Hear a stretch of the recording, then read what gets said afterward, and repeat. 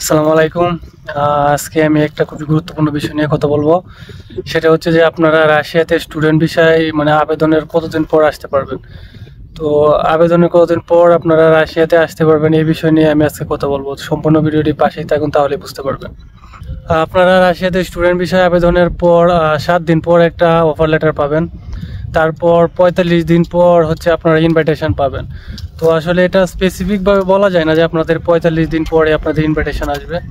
এমন হইতে পারে আপনারা 45 দিন পরেও পাইতে পারেন, তারপর 50 দিনও লাগতে পারে, বা 2 মাস, 3 মাস, 5 মাসও লাগতে পারে। তো এটার কোনো নির্দিষ্ট কোনো তারিখ নেই যে ইনভাইটেশনটা এত তারিখে আসবে। তো আপনারা ইনভাইটেশন যা আসে মূলত ইমিগ্রেশন থেকে, তো আপনাদেরকে ওয়েট করতে হবে আবেদনের পর। অফার লেটারটাও হয়তো বা 7 দিন পর পেয়ে যাবেন, কিন্তু ইনভাইটেশনের জন্য আপনারা স্পেসিফিক কোনো তারিখ আপনাদেরকে দেওয়া যায় না। আর রাশিয়াতে স্টুডেন্ট বিষয়ে আবেদনের পর মূলত ইনভাইটেশনটাই হচ্ছে মেইন। আপনি যদি ইনভাইটেশনটা পেয়ে যান তাহলে আলহামদুলিল্লাহ, মোটামুটি 80% কাজ আপনার সাকসেস। আর এখানে ইনভাইটেশনটা পাওয়ার জন্য আপনাদের যে বিষয়গুলো ম্যাটার করে এগুলো হচ্ছে আপনার স্টাডি গ্যাপ একটু কম থাকলে ভালো হয়, তারপর আপনার জিপিএ যদি একটু ভালো থাকে, আপনার যে ডেট অফ বার্থ এটাও যদি মানে কম থাকে, সেক্ষেত্রে আপনার জন্য আর কি খুব দ্রুত সময় ইনভাইটেশনটা পেয়ে যায়। আর যাদের জিপিএ কম থাকে, স্টাডি গ্যাপ থাকে বেশি, তারপর হচ্ছে বয়সও থাকে অনেক বেশি, তাদের ইনভাইটেশনটা আসতে অনেক লেট হয়। আমি এমনও দেখছি যে ইনভাইটেশন আসতে 5 মাস 6 মাস লেগে গেছে জাস্ট ইনভাইটেশন আসতে আসতে। তো এই বিষয়গুলো মাথায় রাখবেন। অযথা যারা দিয়ে অ্যাপ্লাই করবেন তারা প্রেশার দেওয়ার কোনো দরকার নাই। কারণ হচ্ছে আপনারা যদি আপনাদের জিপিএ যদি খুবই কম থাকে, সেক্ষেত্রে আপনাদের ইনভাইটেশন আসতে আসতে অনেক লেট হবে।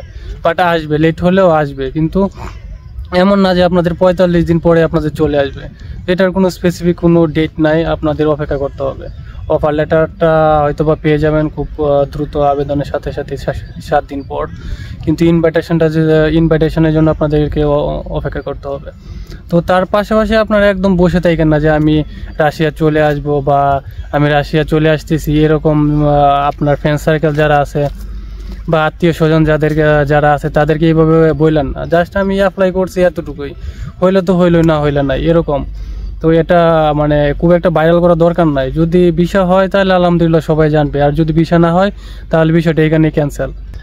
তবে আপনারা একটু চেষ্টা করবেন যে আবেদনগুলো একটু শুরুতে করার জন্য, তাহলে দেখা যায় কি ইনভাইটেশনগুলো মানে খুব একটু তাড়াতাড়ি আসে আর কি। তো আপনারা যদি একটু লেট করে আবেদন করেন, সেক্ষেত্রে আপনাদের ইনভাইটেশন আসতে আসতে অনেক লেট হয়ে যায়। তো আপনারা একটা জবের সিটি প্লাস হচ্ছে ভালো একটা সিটি থেকে আপনারা আবেদন করে দেন, দেন ভার্সিটি থেকে প্রসেসিংয়ের কাজ শুরু হয়ে যাবে। তো আপনারা ওয়েট করতে থাকলেন, আপনাদের যে কাজ আছে জব যদি করেন জব করতে থাকলেন, অথবা আপনারা যদি অন্য কোনো কাজ করেন সেটা করতে থাকলেন। এটা নিয়ে পড়ে থাকবেন এমন না। তো এইগুলো একটু মাথায় রাখবেন। এত তাড়াহুড়ো করলে তাহলে স্টুডেন্ট ভিসায় আসতে পারবেন না। এটা ওয়ার্ক পারমিট না যে আপনাকে কেউ বলবে যে আমরা 3 মাসের ভিতরে আপনাদের ভিসা হয়ে যাবে, এরকম না। এটা স্টুডেন্ট ভিসা, অনেক প্রসেসিংয়ের বিষয় আছে। এগুলো ইমিগ্রেশন থেকে আপনাদের ডকুমেন্টসগুলো যায়, এটা কোনো কোম্পানি না যে কোম্পানি ইচ্ছে করলো আপনাদেরকে তাড়াহুড়া করে আপনাদের ডকুমেন্টস দিয়ে দিল, এরকম না। তো আপনারা ট্রাই করে দেখতে পারেন। আর হচ্ছে আপনাদের ইনভাইটেশন আসার আগে আগে আপনাদের ডকুমেন্টসগুলো অ্যাটাস্টেড করে রাখবেন। তারপর ইনভাইটেশন আসলে আপনারা মেডিকেল করাবেন, তার আগে মেডিকেলের দরকার নাই। ইনভাইটেশন আসার পর আপনারা মেডিকেল করাবেন।